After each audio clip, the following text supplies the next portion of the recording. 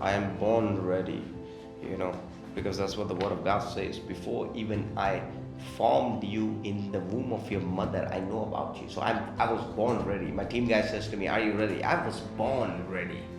You need to understand this. Come on, that's a revelation itself. Amen. So if you're thinking like you're not ready for this and that, you're born ready because you're formed by the Spirit of the Lord. Amen. So you're born ready, my brothers and sisters. Make sure that operate in the Word of God, and the Spirit of the Lord was upon me, and amen. It's a revelation. It just came out for somebody, that if you think you're not ready for business, you're not ready for marriage, you're not ready for this and that, that's a lie of an enemy. You are born ready. He formed you.